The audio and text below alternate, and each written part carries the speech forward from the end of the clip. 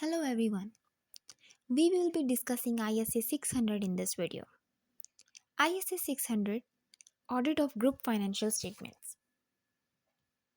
ISA 600 deals with the special considerations that apply to group audit, including when component auditors are involved. ISA 600 clarifies the roles of group auditor and component auditor. It enhances the quality and consistency and helps manage risks in group financial statements. So, the overall scope of ISA 600 is that it applies to the group financial statements, and group exists whenever there is more than one entity and a consolidation process is involved. It includes the subsidiaries, branches, divisions, joint ventures, and equity accounted entities. And you might all be aware of the group companies, wherever more than one entity forms a business unit, and the components can be another entity, another business unit, a branch, or division. And this group may be organized by the legal structure, geography, functions, or business activities. Component is an entity, business unit, function, or business activity determined by the group auditor for the purpose of planning and performing the audit procedures in a group audit. And any auditor who performs audit work related to a component is the component auditor. Group auditor has the overall responsibility of the group audit. He directs and supervises the component auditors and forms audit strategy and plan. And finally, forming the group audit opinion. While the component auditor, as the name indicates, performs the audit work on the components of the groups. He is the part of the group engagement team and communicates the findings to the group auditor.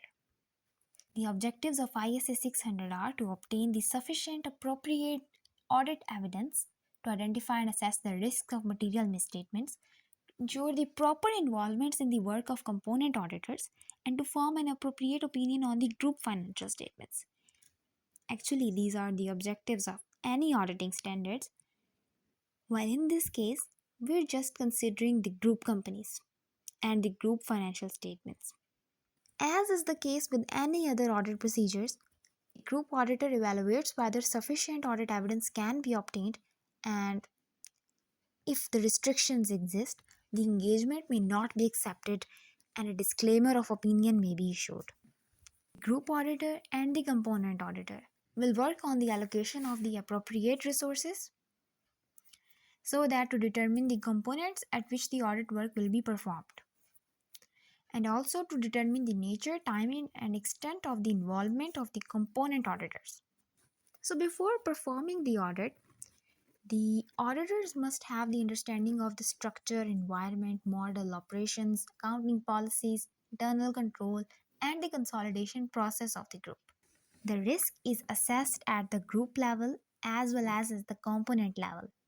When classes of transactions, account balances, or disclosures in the group financial statements are disaggregated across components for purpose of planning and performing audit procedures, the group auditor shall determine component performance materiality to address the aggregation risk and the threshold above which material misstatements identified in the component financial information are to be communicated to the group auditor.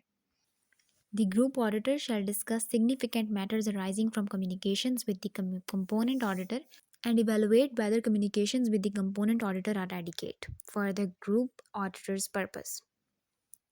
The auditor's report on the group financial statement shall not refer to a component auditor unless required by the law or regulation.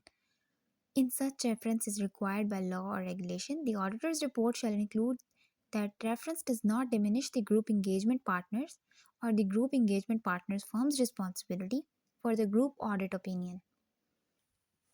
Communication with the group management and those charged with governance of the group. The group auditor shall communicate the overall planned scope and timing of the audit, including an overview of the work to be performed at the components of the group. Secondly, if fraud has been identified by the group auditor or brought to its attention by the component auditor, the group auditor shall communicate this on a timely basis to the appropriate level of group management in order to inform those with primary responsibility for the prevention and detection of fraud of matters relevant to their responsibilities. Now, how will these be documented? The group auditor shall include in the audit documentation significant matters related to the restrictions on access to people or information, the basis for the group auditor's determination of components for purpose of planning and performing the group audit, and the basis for the determination of component performance materiality, key elements of understanding of the group's system of internal control, the nature, timing, and extent of the group's auditor's direction and supervision of component auditors, and the review of their work. This ISA also deals with the special considerations for the group engagement partner and addresses the engagement for which an engagement quality review is required to be performed. An entity or business unit of a group may also prepare its own group financial statements that incorporate the financial information of those entities it encompasses. So, this was a brief overview of ISA 600 Audit of the Group Financial Statements. I hope you understand and like the video. Thank you.